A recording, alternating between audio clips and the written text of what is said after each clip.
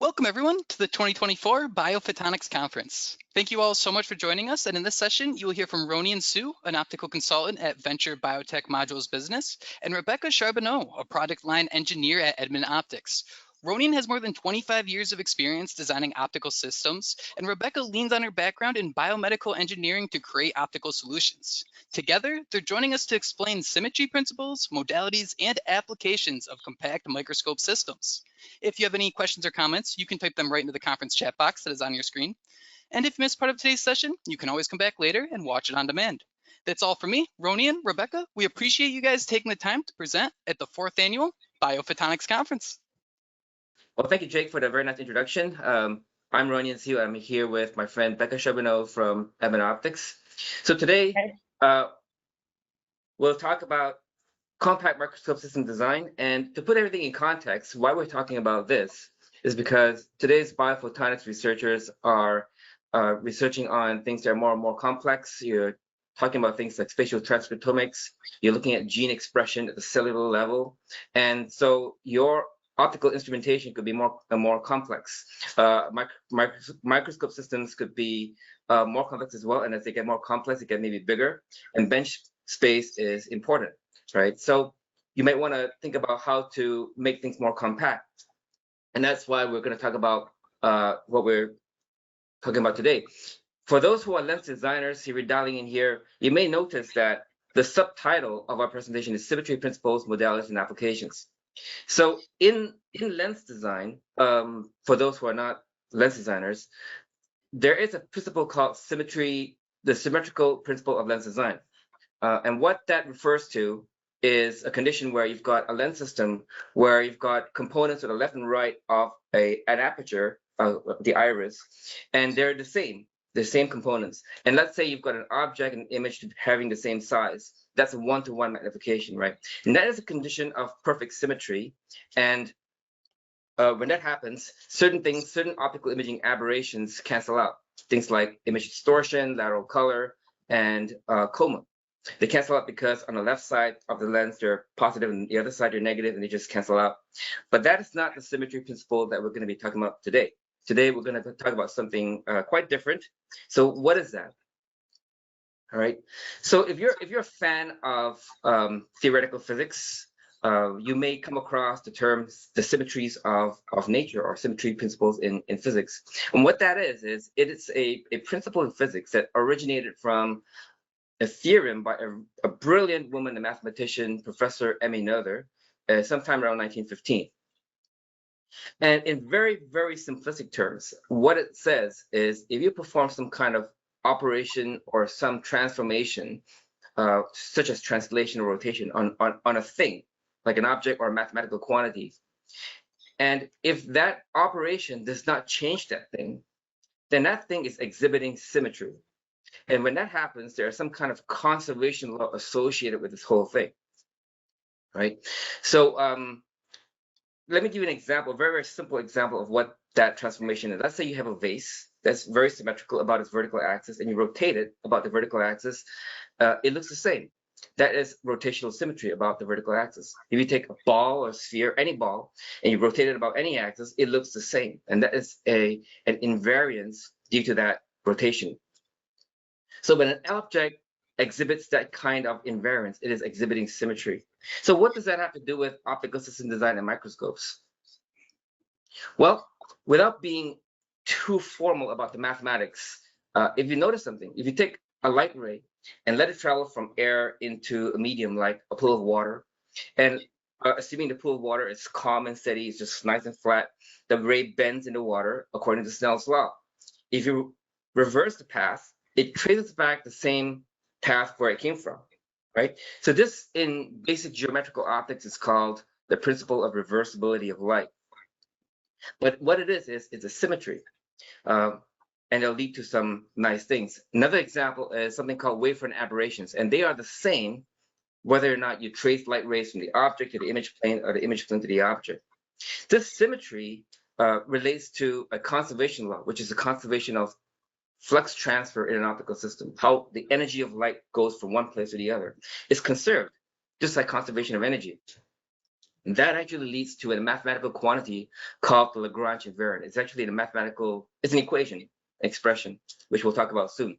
And this Lagrange invariant will constrain how you can scale a microscope system or any optical system. But since in this context today, we're talking about microscopes, it will govern how you can make it smaller, how you can make it bigger, and what are the free variables. So let's talk about that.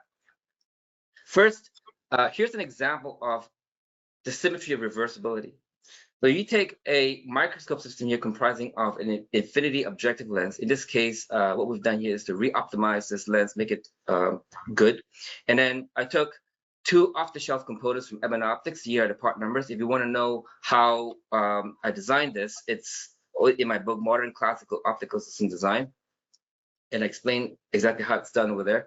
So you take these two components, put it together, and you put the system together, and let the rays travel from the sample plane all the way to the camera plane. You'll get this, and in an optical design program, you look at this plot called wavefront aberration function. You see three plots here because there are three wavelengths of light being traced here. What this is physically, this shape is the difference in shape between a converging ripple of wave onto a perfect point versus a distorted wave, because there could be aberrations in the optical system.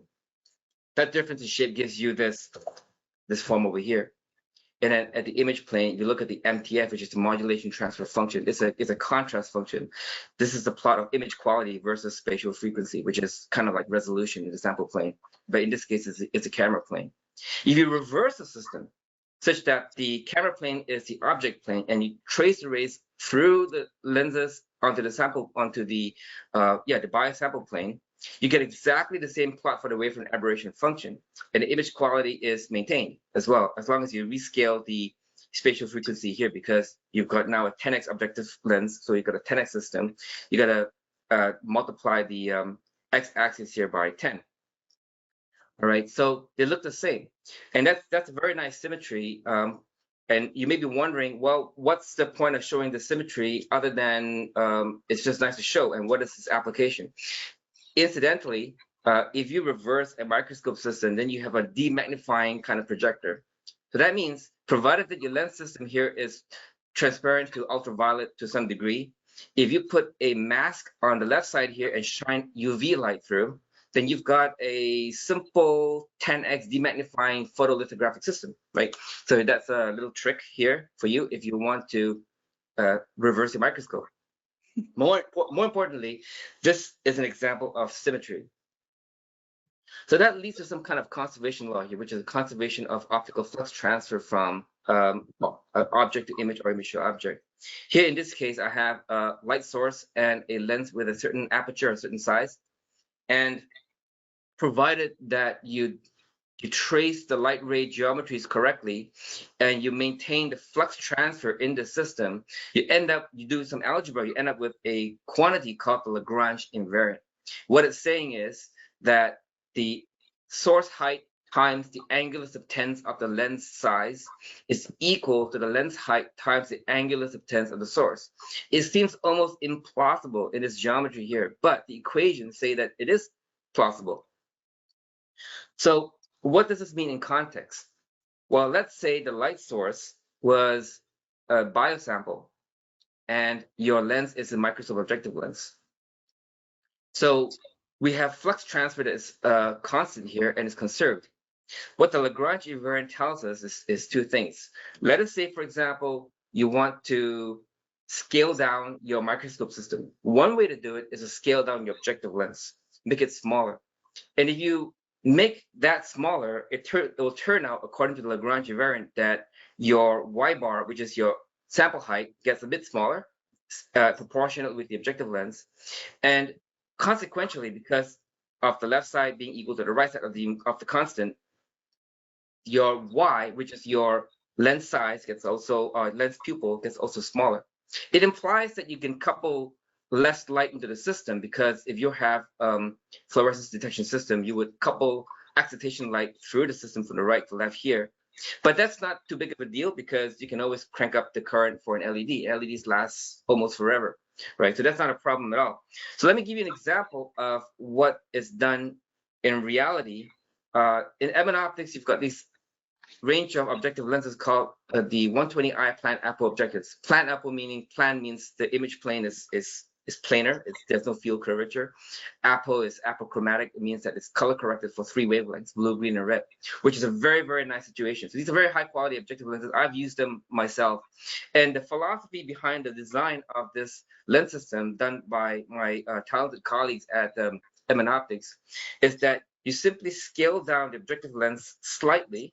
When you do that, the biosample's area of illumination gets a bit smaller, and the pupil gets a bit smaller, but you end up with a very, very high quality, very good, well-performing objective lens, which can be used over a variety of modalities.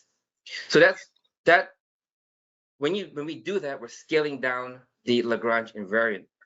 Another way of making things more compact is to leave the Lagrange invariant alone and then reduce the path of rays in the system. So for example, here we've got a microscope system like the one I had before, objective lens, tube lens.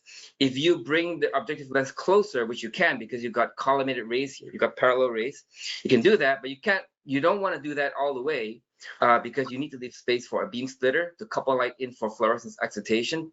What is done over here is when I make this closer to the objective tube lenses, you can see that the oblique rays or the off-axis rays pass through a different spatial location on the lens, on the tube lens. Because of that, it changes the aberration content of the lens system. So I have compensated for that by increasing the distance separation between these two lenses, and end up with a good image on the right side here. Plus, you can also make these more compact by adding fold mirrors. We call them fold mirrors because mirrors to fold the system. You put one mirror here and another mirror here. You can just bend the rays through and make things more compact. Another way of making things more compact, maintaining the distance between the objective lens and the tube lens, is what I've done here is to replace the 2 pair of tube lenses with another off-the-shelf achromatic lens from M&N Optics. Here's a part number for it. It's half the focal length. So this distance between it and the image plane is half as well.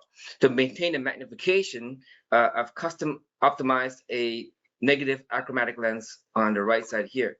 So you can see the magnification is maintained because the image height here and the image height here are the same, and things are more compact this way. So for those biologists dialing in, if you want to do this compact system design, you can do as what was suggested over here. If you're not sure how to do it, you can give us a call. So how does a system like this appear in terms of image quality? Well, not too bad, actually. This is a plot of image contrast versus spatial frequency or resolution.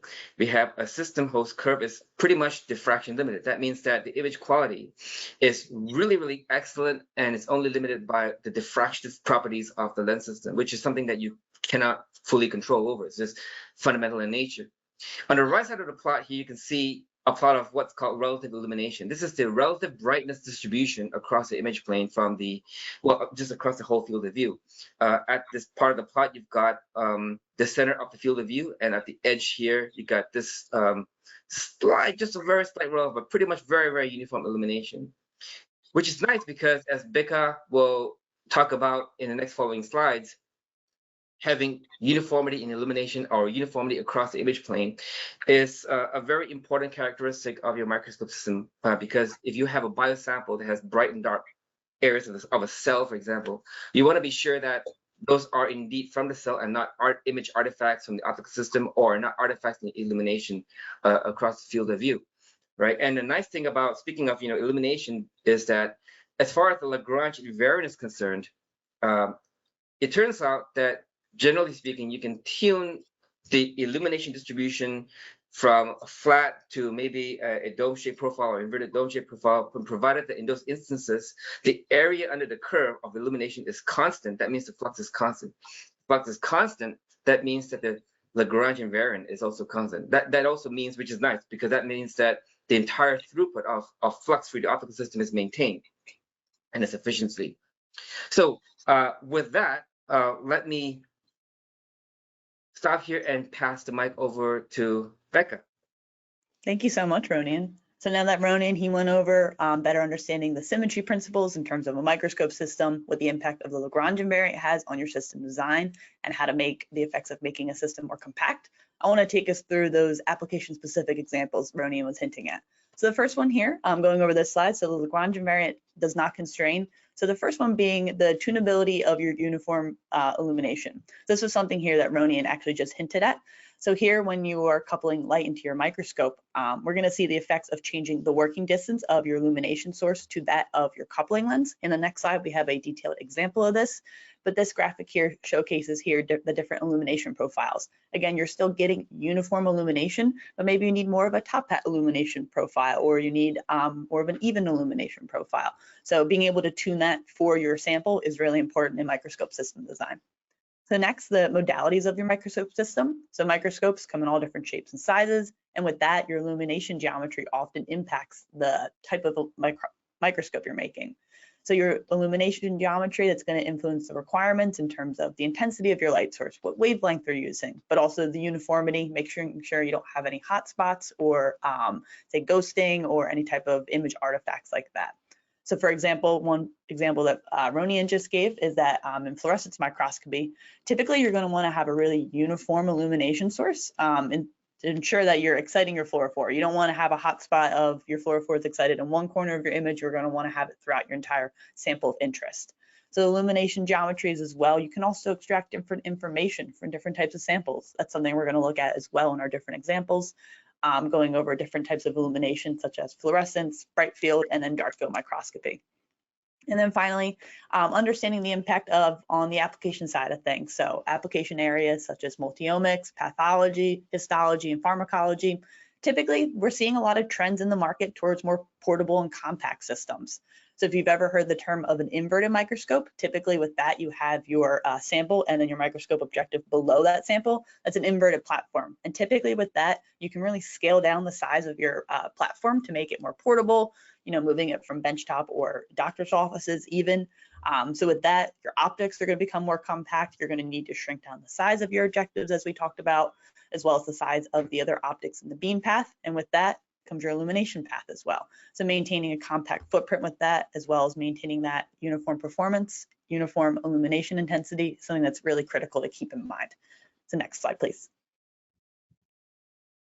So here is the example I wanted to go over in terms of varying the working distance of your illumination module to that of your coupling lens for your system. So this in particular is an example of a fluorescence microscope. So just walking you through real quick our bill of materials right here. So we have our camera, and then that has a C-mount tube system going to a tube lens, and then the microscope objective. Since these are infinite conjugate microscope objectives, we have that infinite conjugate space to play with from the back of the objective to our tube lens. So that's why here we have a filter cube, which houses either a beam splitter or a dichroic filter. In this case, we used a dichroic filter since we were looking at a fluorescence sample. And then in the illumination arm, we have the illuminator system. So this contains a coupling lens, a iris, as well as your LED illumination source. And here Ronian is pointing out the working distance adjustment. So the graphic shown here on the right, essentially what was done is we took the distance from the coupling lens to the LED light source and basically doubled it. And with that, you're able to manipulate your uniform, your illumination profile, make it more flat, for instance, if you do have the room in your system, but as well showing that you can make your system more compact and still maintain that uniform illumination across your camera sensor. So then the next slide we're going to talk about, we're going to go into our examples. So this first one is inline illumination. So this is actually the same exact setup we saw within the other slide, but instead of using a dichroic filter, for example, we're going to be using a beam splitter. And then I just want to touch more on how you can insert different optics into an infinite conjugate microscope system. So we have that collimated space. If you remember back to our ray diagrams, you have your microscope objective, your rays coming out of that back of your microscope objective are collimated. This is your infinite conjugate space. So we can add things like beam splitters, dichroic filters. If you want to go crazy, you can add some prisms in there, do some real fun bending with the light. But this still allows you to have a fold within your imaging system, but still allow you to get an image to your sensor or your eyepiece. So now inline illumination in particular, we're just using a 50-50 beam splitter. And this is really great for looking at reflective samples. So this example, we're looking at a semiconductor wafer, which has feature sizes that are about less than a micron in size, so really small. We're out of the realm of a telecentric lens. We really do need to be working in high magnification microscope systems. So the features on the wafer, they're extremely reflective, and when you use inline illumination, you're actually able to highlight these features. So we look at things like defects in the circuitry. Now in the medical field, a really great application example I've worked on is taking a really small needle and imaging that. We weren't able to use a telecentric lens, it was way too small. So putting that under a high magnification microscope with inline illumination, you can then say if there's like damage or something like that in the microscope or the needle. So looking at reflective objects is something that you want to use inline for. And the next slide, please. So the next beam path is actually the same beam path as inline illumination, but this is for fluorescence microscopy. So here the main difference is adding in the emission and excitation filters in combination with your dichroic filter. So typically in fluorescence microscopy, you are labeling your biosamples with a fluorophore. This is a biomarker that's used to label structures of interest within your histology or pathology sample. So scientists can look at things like if you have cell growth, if you have damage to your cells, the presence of certain proteins, as well as just cell morphology. So the way that a fluorescence microscope works, and you're going to utilize that inline illumination path, is that you take your light source. If you're going to use a broadband source, it's highly recommended that you use a excitation filter. So typically a longer wavelength is going to go, or a shorter wavelength, excuse me, is going to go into your sample. The fluorophore is going to be excited and emits a signal of photons at a longer wavelength. That is where then you have your emission filter in there to cut off those wavelengths and only pass the wavelengths of interest into your imaging system. So the example here that we have is, these are actually fluorescent beads. So these are used for basically quality check of your microscope. Do I have the right filter set in? Am I illuminating the right fluorophores and that type of stuff? And then you're gonna go load in your biological sample, and then you'll be on your way with imaging. So next slide, please. So the next example is Brightfield microscopy. So when people think of microscopy, 9 times out of 10, they're probably thinking about Brightfield microscopy. These are the images that come to mind. So the example of these types of systems is when you have the microscope system that's actually looking down at your sample, and then you have your light source. It's either a backlight or a condenser lens setup transmitting through the sample. That's where the name, transmitted light microscopy is also used interchangeably with this.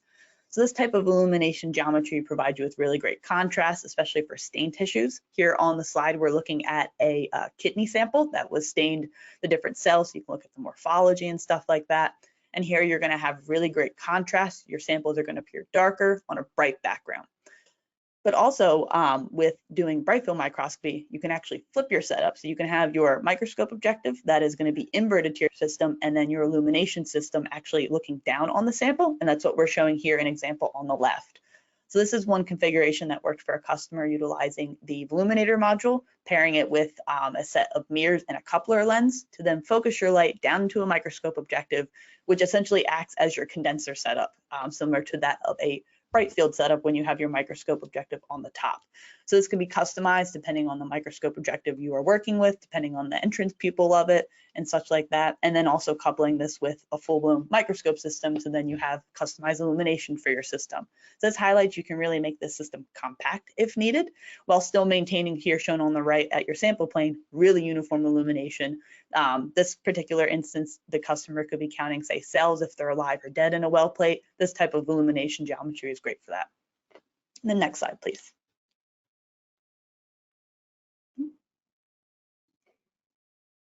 And then the final technique I wanted to discuss today is Darkfield microscopy. So this type of geometry utilizes low angle illumination to enhance the contrast of your sample under observation. So one technique that was used here on the image on the right was that you take a low angle ring light, for instance, if you have your microscope objective, or a spotlight at a really low angle. This will cause the light to refract off your sample and then cause scattering, that will then illuminate the sample. So for this example, this is actually that same semiconductor wafer, but now we're looking at it at a completely different illumination geometry. So clearly we're getting much different information out of it. Here you're able to get the dust on the sample, scratches on the sample. That's really what's picking up because of those oblique angles of your illumination source.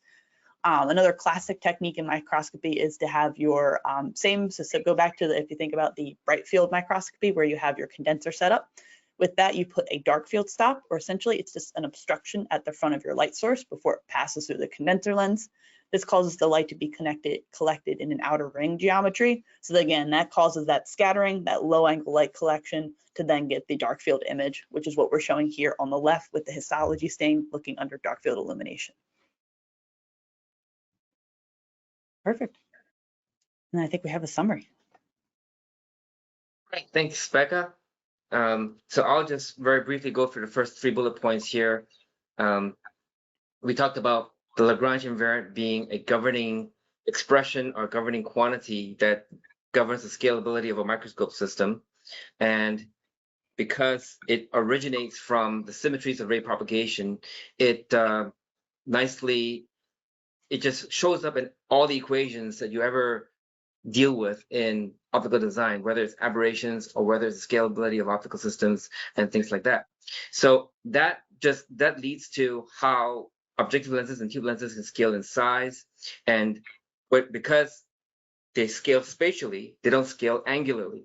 So angularly, the numerical apertures can be maintained, and field of views will scale proportionally because field of view is also a spatial kind of a quantity.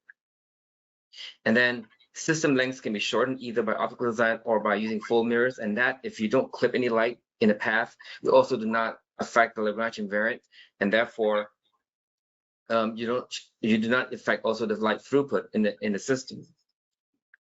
So then that could be used, and then that can be used for your fluorescence setup, your Brightfield setup, your Darkfield setup, being able to achieve those all with these types of principles in mind, as well as making sure you maintain that uniform illumination profile. So that's critical for your life science applications.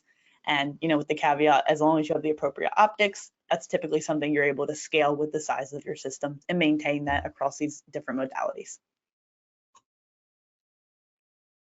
And thank you very much for dialing in. I'd like to thank my friend Rebecca Charbonneau from M&A Optics for her support and collaborating with me in this presentation. I also thank my colleagues at VBMB for their support.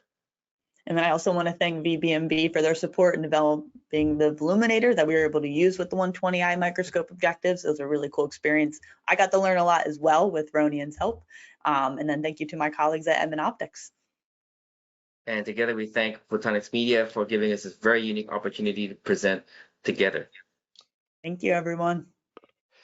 Thank you so much, Ronian and Rebecca, for helping viewers better understand compact microscope system design. Before we wrap up here, I just want to remind everyone in the audience, if you haven't already, you can type your questions and comments into the conference chat box, and do not worry, if you have not been answered yet, you'll be reached via email at a later date. This session is hosted by us at Photonics Media, and we certainly hope you're enjoying the 4th annual BioPhotonics Conference. Thank you all so much for joining us. Thank you.